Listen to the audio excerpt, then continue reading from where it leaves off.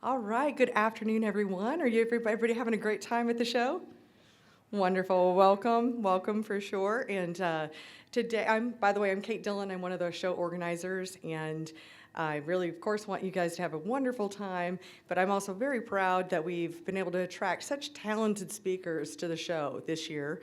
And the one that's next up here is Dr. Diana Williams.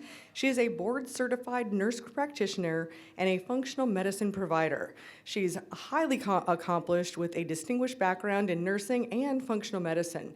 She has a doctorate of nursing practice from Duke University, a Master of Science in Nursing from Western Carolina University, and a Bachelor of Science in Nursing from Lenore-Ryan University.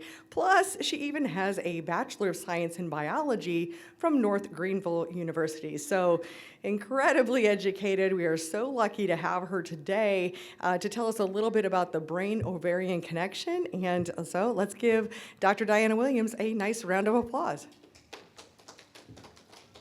Good afternoon. See some familiar faces out there. That's exciting. So I am Diana Williams, family nurse practitioner. I own Strategic Wellness Center. I'm going to tell you a little bit more about my business in a second, but I wanted to bring this photo up to kind of show you, well, I want to kind of get you thinking. So there probably is something that you've been exposed to that just doesn't seem like it fits, right? Like a couple, a husband, a wife, or maybe a food that kind of people eat together that doesn't really go, right? My grandmother used to love bananas and Duke's mayo sandwiches. I thought that was the most bizarre connection ever. Like, those two things just don't seemingly go together, but it was her favorite thing to eat. So you can kind of see that the brain-ovarian axis doesn't naturally make sense as well. But the more and more you actually start to study and read into this and understand fully what's happening between the brain and the ovaries, these two girlfriends are the best of friends, right? So the discussion today is talking more about what this gut-ovarian axis looks like. I mean, the brain-ovarian axis, why it's so important, specifically for not only to improve your quality of life, but just to decrease outcome or improve outcomes, decreasing your risk of chronic conditions that affect women specifically. So again, I own Strategic Wellness Center. Within that umbrella of Strategic Wellness Center, we do functional integrative medicine. We also have a functional med spa. We do also have a fitness center and a scalp spa as well. I teach other providers on the side how to do BHRT. We do a lot of hormonal balancing in our practice, so I teach other people. I'm a mom of 3 and a wife. My husband's here today. Hey.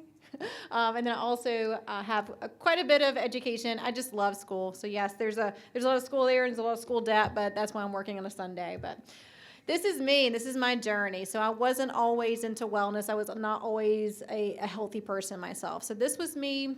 This was roughly, I don't know, about 9 years ago, 8 years ago. Shortly after the birth of my second daughter, my entire system went haywire. So my skin was the only physical symptom that I had. The rest of them were silent symptoms that nobody could understand or nobody could actually see. But my skin was horrible, right? I mean, I was one of those people that couldn't leave the house because my skin was so bad. I was having to wear gloves before I could even walk into the room to see clients. I'd wear gloves at the grocery store. I've got pictures of me on the beach wearing gloves. My skin was that bad.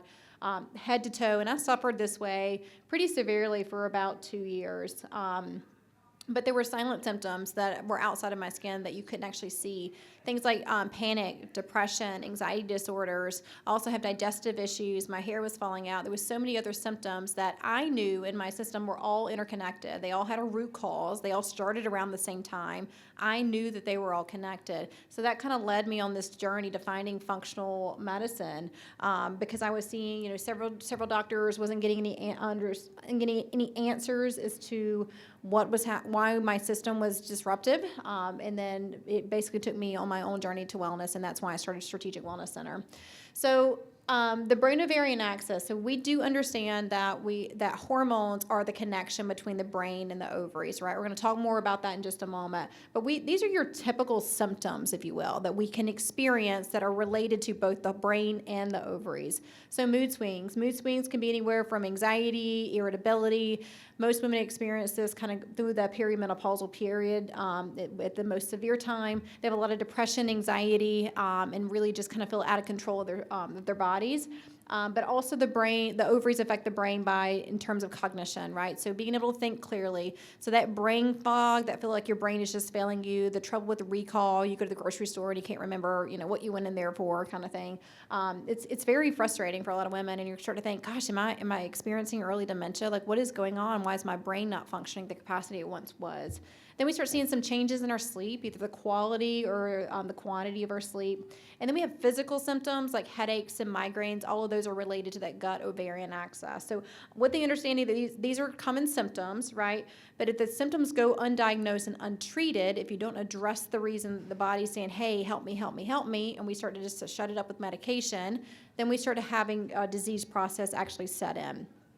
So these are the 4 most common conditions or diagnoses that we see among women that unfortunately are very disproportionate between men and women. So if you can see here, depression, women are twice as likely as men to experience depression.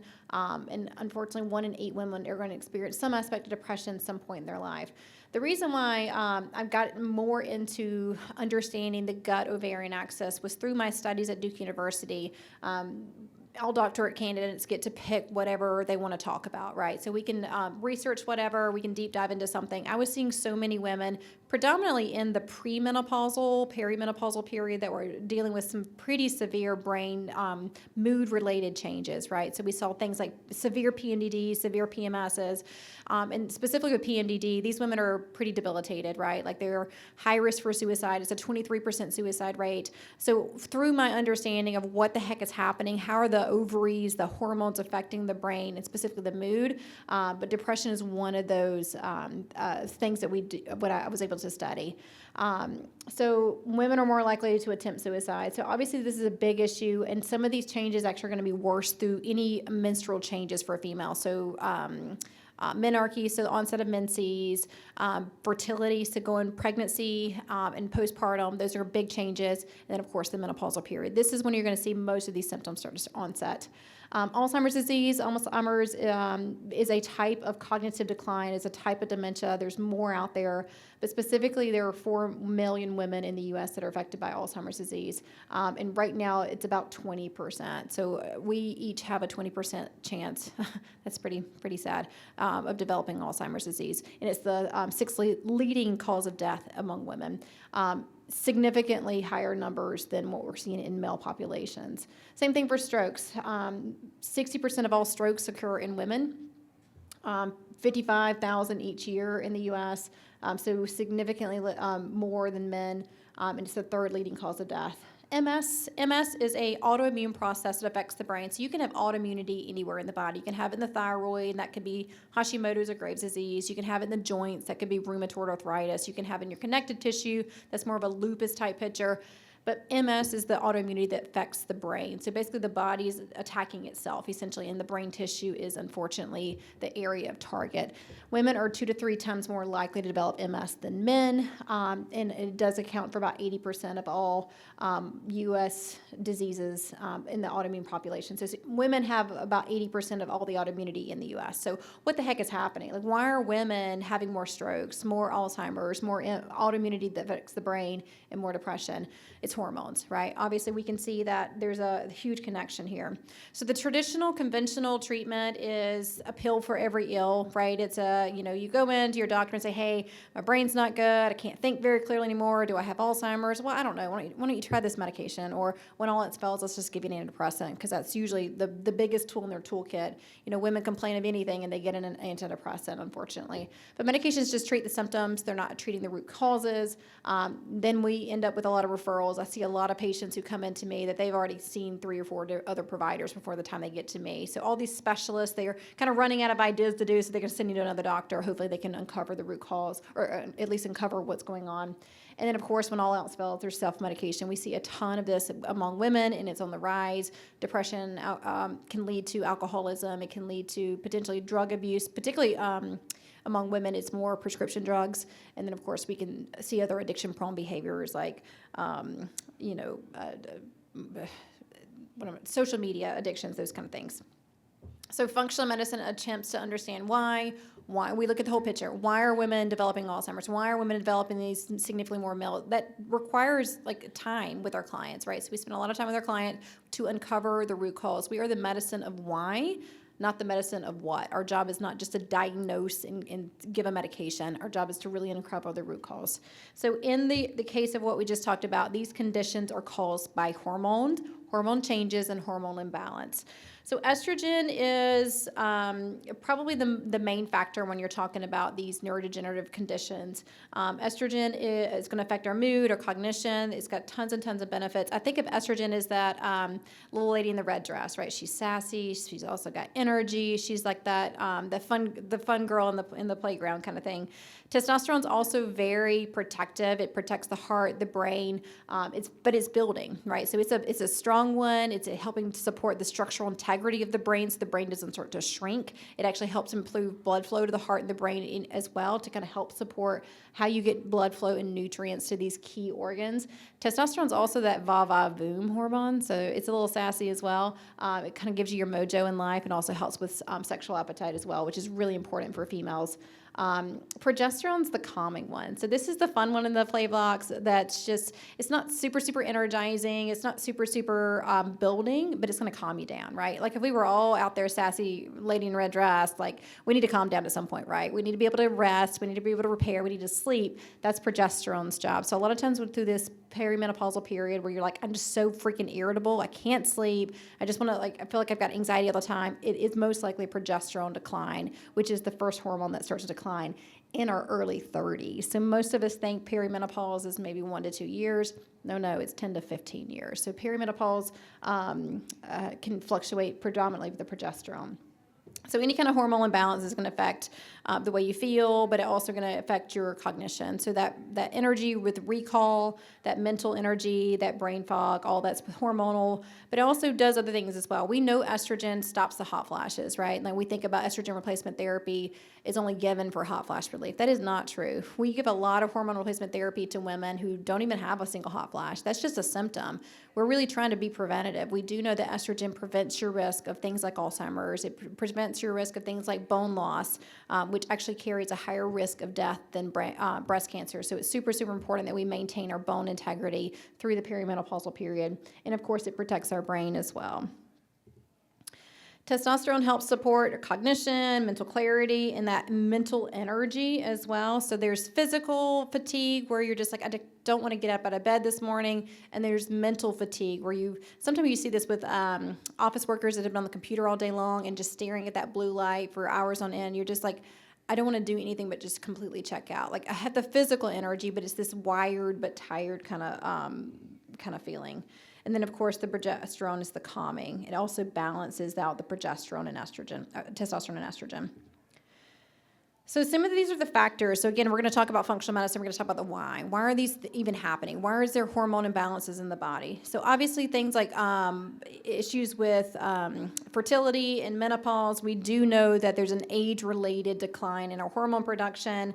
That's fairly normal. However, we're not supposed to stop producing estrogen, progesterone, testosterone even after menopause, despite what you've been told. We need those hormones. And at the key point of our life is our postmenopausal time period. That's where we spend a third of our life. We can't go through that part of our life without our hormones. We absolutely need them. But the ovaries, where the predominantly producing gland for your estrogen, progesterone, testosterone, they're not working anymore. So something's got to kick in and do the job. It's supposed to be the adrenal glands. So the adrenal glands are these tiny little glands that sit above your kidneys on each side. They're super responsible for producing a lot of different hormones in the body. They produce cortisol, aldosterone, your mineralocorticoids. They basically keep you alive, right? So they help balance your blood sugar and your blood pressure. If you're so stinking stressed out for years and years and years of just life stressors, the adrenal glands are going to prioritize keeping you alive by producing cortisol first before they start producing your estrogen, progesterone, testosterone. So that's when we see this dramatic decline in women postmenopausally making any hormones at all. You should have some, but if you're not making any at all, it's because your adrenal glands are shot. That also goes back to the stress issue, right? So if we have a HPA axis disruption because we're so chronically stressed, that's going to affect the manufacture and utilization of these hormones. There are also conditions that affect directly the ovaries. So we see things like PCOS, severe endometriosis can cause ovarian failure. And then we have to think about outside the box, right? We're not just talking about the ovaries here, because the ovaries we just established talk to the adrenal glands, but the adrenal glands also talk to the thyroid. So if there's an issue with the thyroid gland, then it's going to affect your ovarian function as well. Other things are going to affect this process. So if your gut's not healthy, the gut, we just think about it's necessary for digestion of food. That is just one tiny little thing that it does. It has an overall goal to keep you young and healthy, right? So the gut actually helps support your manufacture of some certain hormones. It makes estrogen, it detox from estrogen. It makes testosterone, it detox from testosterone. And it also makes your neurotransmitters. So dopamine, that's that pleasure reward hormone, serotonin that kind of keeps you calm. 80% of those are made in the gut by certain bacteria. So if you don't have enough of that bacteria, if the gut's not healthy, especially going into menopause, you're not only going to see more mood disruption, but you're also potential for other things like weight gain and insulin insufficiency, so insulin sensitivity issues. Things like prediabetes happen after menopause because you don't have the healthy microbiome. Food sensitivities, any kind of things that you're eating, specifically a processed food, is going to trigger more inflammation. That inflammation blocks the receptor. So you may have a totally normal production of estrogen and progesterone. It might be an issue with the receptor. So hormones are kind of like the key that go in, and then you have the lock, which is the receptor. So these keys are specifically looking for certain locks that match them directly. And if they're blocked by inflammation, then that hormone will never get to that receptor site. So it may not be an issue of deficiency. And that's my point when we do lab testing and your labs are normal, right? You got to look at the whole picture. Your labs may truly be normal, but if they can't get to the receptor site because of inflammation, something's still broken. So we got to dive a little bit deeper to figure out what the root cause is. So obviously not having enough nutrients like omega-3 fatty acids, calcium, vitamin D, all these things work integratively into the body to help counteract inflammation as well.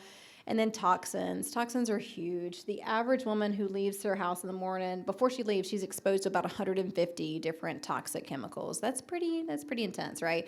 They're in our laundry detergent, they're in our personal care items, they're in everything. They're in our food supply, they're in our water supply. So a little bit of toxins is not going to kill us for the most part, right, that we're exposed to daily. But you can imagine 15, 30, 50, 60 years of these toxin exposure, they're eventually going to cause an issue.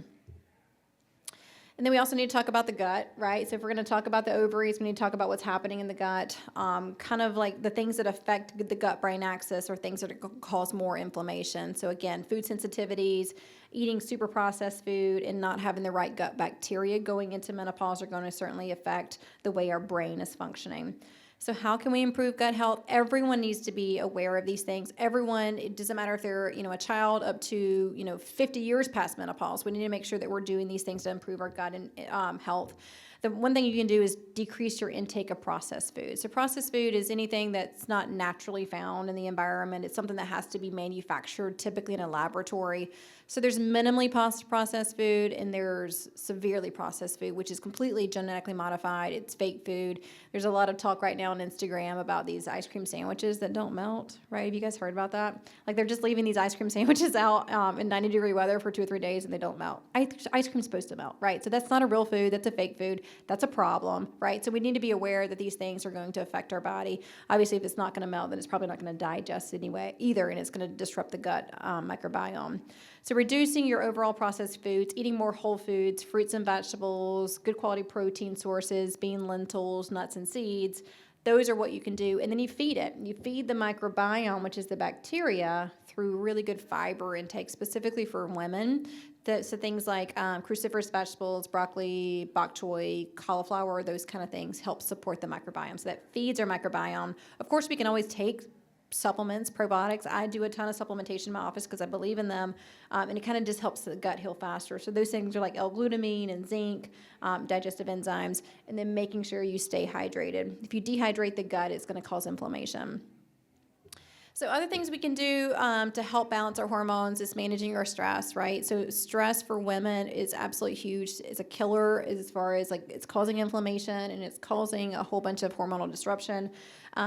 I tell people, this was part of my study when I was looking into the PMDD gut ovarian axis, is just moving our bodies in some capacity, right? So if we're staying stagnant all the time, just sitting on the couch and moving from the couch to the kitchen, that's the only exercise we get. We can assume that our bodies are not going to be healthy.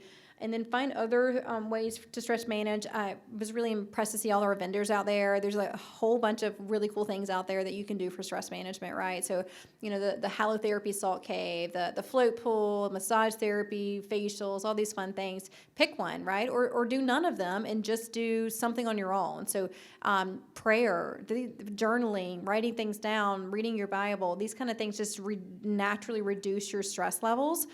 So just pick something that works for you and be consistent with that. It is something that you need to practice about 5 days a week based on the literature, 15 to 20 minutes, 5 days a week. So being intentional with that, eating a really good healthy diet. So I love like a Mediterranean-based food plan, which is really good omega-3 fatty acids from fish, seafood, nuts and seeds, really good quality olive oil, and it's very low in processed food and sugar as well. And then making sure you're getting sleep. How to reduce your toxic exposure. Again, if you have, you put on your favorite skincare thing and it's pretty toxic, if that's the only toxic thing you do in the day, you're probably going to be okay, right? But it's not. You're going to go drink, fountain water out of a plastic container, and you're going to get all those plastics in your system. So it's a combination of all these toxins that really are disrupting the issue. So try to be more aware of the things you're putting in your body and how your food is being prepared as well. So you get rid of plastics in your house. If nothing else, just don't microwave anything in plastic. So hot food in plastic is really, really detrimental to your endocrine system. These things are called forever chemicals for a reason, is that your body doesn't know what they are. They're man-made, and it doesn't know how to get rid of them. So they never leave the system. So just being aware of those things. And then, of course, obviously we're going to address everything we just talked about: gut health, proper nutrition, limiting processed foods, moving your body, managing your stress. But on occasion, we do involve some BHRT. We do know that estrogen replacement therapy reduces your risk of Alzheimer's disease by about 50%. That's pretty incredible. It is the gold standard to reduce your bone loss to prevent against osteoporosis. And we do know that it also protects the heart from heart disease as well. So we know that the reason why women have so much heart attacks is because of the estrogen loss postmenopausally. So estrogen actually protects the structural integrity of the brain and the heart, meaning all the wonderful blood vessels that carry oxygen to and away from the heart and nutrients.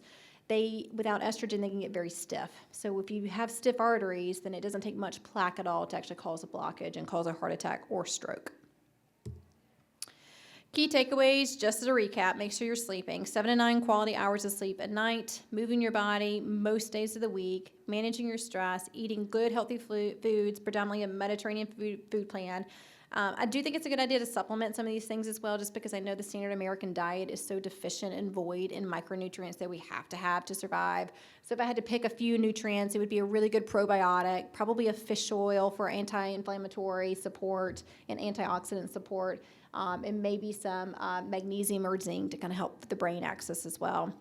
Prioritizing gut health, eating whole foods, taking probiotics, getting fiber in, avoiding toxins when you can, and then if you're a really good candidate, you can consider hormone replacement therapy. So we've got time if anybody has any questions. I finished a little bit early. I know that a lot of that was over your head, and that's okay. The key takeaway, obviously, is the lifestyle stuff that we just talked about, right? So things that you can do absolutely most days of the week, if not daily, to lower your chance of getting these things. And that we do know that all this is studied and researched, that you can decrease your risk of Alzheimer's disease. Some people would even say you can reverse an active Alzheimer's onset with diet and lifestyle nutritional supplementation. If you want additional resources, I've got books. I can recommend a whole bunch of other things that we can do. If you feel like you want to maybe take advantage of some of our one-on-one functional medicine options, then come see our booth. Does anybody have any questions? I know it's a small crowd, so questions are sometimes a little awkward with small crowds, but you guys are welcome to ask me anything.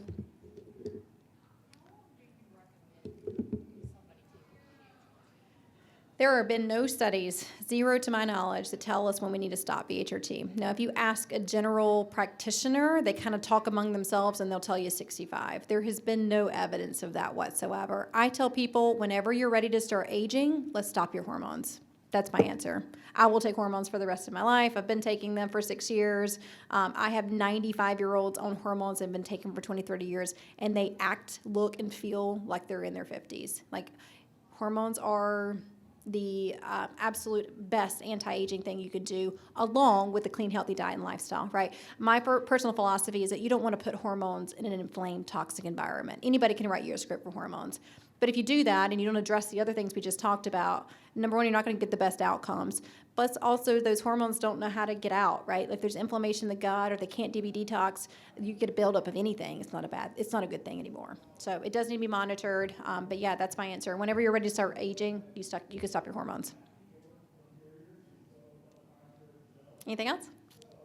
Yeah. I recently retired and I worked a very busy 10-hour day, and now all I want to do is sleep. Is that a problem? Well, I mean, I think your body is probably just resetting, right? Like, I mean, that's fairly normal. You kind of get in this habit of like constant go, go, go. And then when you stop using your resources anymore, like the brain's a muscle. And the rest of your muscles, like actually physically moving your body, it starts to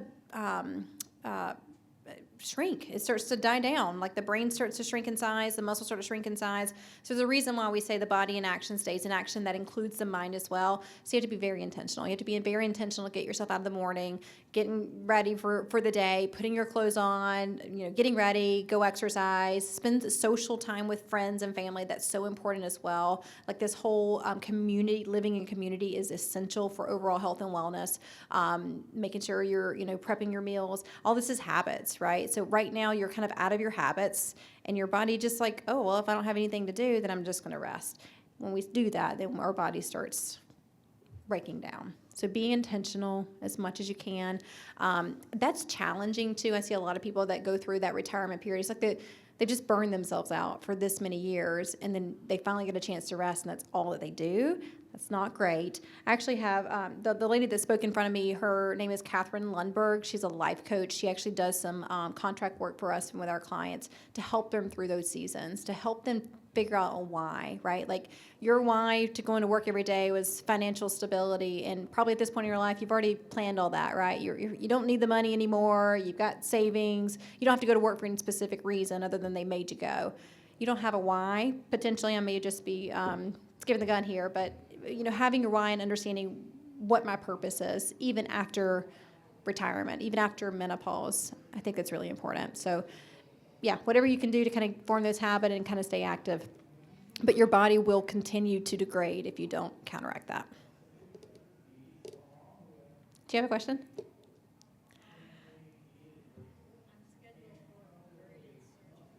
A brain surgery? Okay.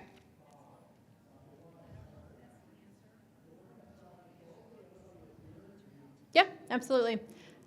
I have been able to get people out of surgeries if it's a true functional issue. Right now, if there's a structural issue there's a massive absolute tumor that's not going to shrink down. Functional medicine's never going to be able to fix that. We do a lot better job being preventative, right? So coming in early, assessing things early to make sure that there's nothing going imbalanced. Would love to sidebar with you and kind of give you some advice on that. But if your body's telling you not quite ready for the surgery, there might be some other things that you can do to intervene to potentially delay it, or depending on what's going on. But yeah, if nothing else, have a plan after surgery, right? They take your ovaries out, something's going to produce those hormones, right? Yeah. All right, ladies, thanks for coming. Appreciate it. If you have any additional questions, I'll be at the booth for another 30 minutes or so.